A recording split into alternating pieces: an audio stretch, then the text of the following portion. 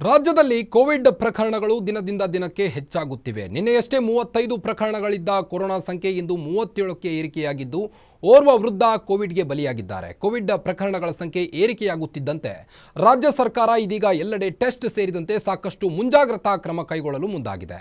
Covid ಪ್ರಕರಣಗಳ ಸಂಖ್ಯೆಯನ್ನು ತಡೆಗಟ್ಟಲು ರಾಜ್ಯ ಸರ್ಕಾರ ಏನೆಲ್ಲ ಕ್ರಮಕ್ಕೆ ಮುಂದಾಗಿದೆ, ಯಾವ ರೀತಿ ಸಿದ್ಧತೆಯನ್ನು ನಡೆಸ್ತಾ ಇದೆ ನೋಡೋಣ ಬನ್ನಿ.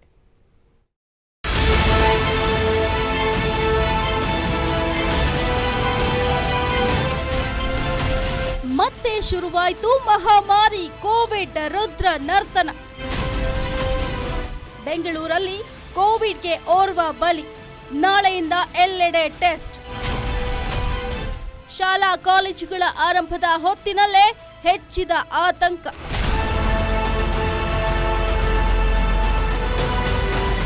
ರಾಜ್ಯದಲ್ಲಿ ಕೋವಿಡ್ ಎಂಬ ಮಹಾಮಾರಿ ಮತ್ತೆ ಒಕ್ಕರಿಸಿಕೊಂಡಿದ್ದು ದಿನೇ ದಿನೇ ತನ್ನ ಕಬಂದ ಬಾಹುಗಳನ್ನು ವಿಸ್ತರಿಸುತ್ತಲೇ ಇದೆ. ನಿನ್ನೆಯಷ್ಟೇ 35 ಪಾಸಿಟಿವ್ ಇದ್ದ ಕೇಸ್ಗಳ ಸಂಖ್ಯೆ ಇಂದು 37ಕ್ಕೆ ಏರಿಕೆಯಾಗಿದೆ.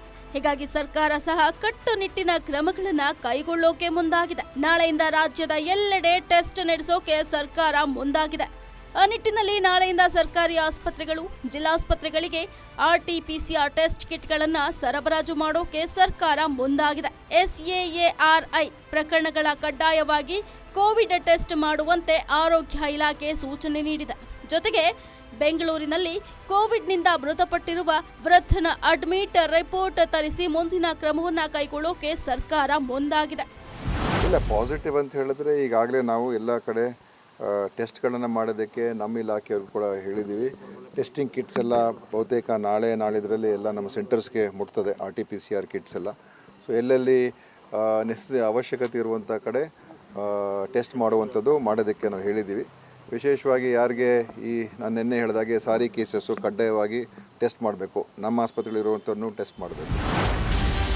ರಾಜ್ಯದಲ್ಲಿ ಕೋವಿಡ್ ಪಾಸಿಟಿವ್ ಸಂಖ್ಯೆಗಳು ಹೆಚ್ಚಾಗ್ತಾ ಇದೆ. ಇದರಿಂದ ಪ್ರತಿ ವಾರ ತಾಂತ್ರಿಕ ಸಲಹಾ ಸಮಿತಿ ಸಭೆಯನ್ನ ನಡೆಸೋಕೆ ಸರ್ಕಾರ ಮುಂದಾಗಿದೆ. ಆ ನಿಟ್ಟಿನಲ್ಲಿ ಕೇಂದ್ರ ಸರ್ಕಾರದ ಜೊತೆಗೆ ನಿರಂತರವಾಗಿ ಸಂಪರ್ಕದಲ್ಲಿದೆ.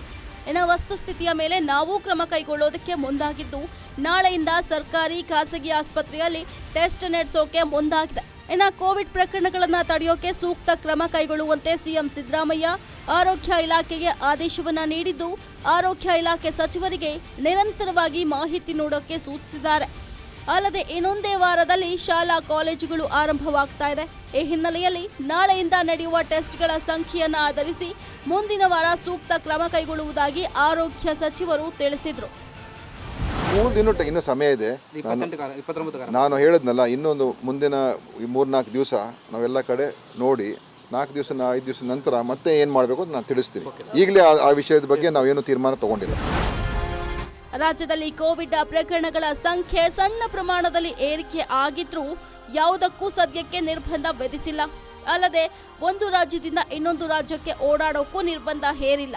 ಆದರೆ ಪ್ರಕರಣಗಳು ಹೆಚ್ಚಾಗದಂತೆ ನೋಡಿಕೊಳ್ಳುವ ದೊಡ್ಡ ಸವಾಲು ಈಗ ಸರ್ಕಾರದ ಮುಂದಿದೆ. ಎಲ್ವಾದಲ್ಲಿ ಮುಂದಿನ ದಿನಗಳಲ್ಲಿ ಮತ್ತಷ್ಟು ಭೀಕರವಾಗುವುದರಲ್ಲಿ ಸಂಶಯವೇ ಇಲ್ಲ. ವೀರೇಶ್ ದಾನಿ, ಪೊಲಿಟಿಕಲ್ ಬ್ಯೂರೋ, ಗ್ಯಾರಂಟಿ ನ್ಯೂಸ್.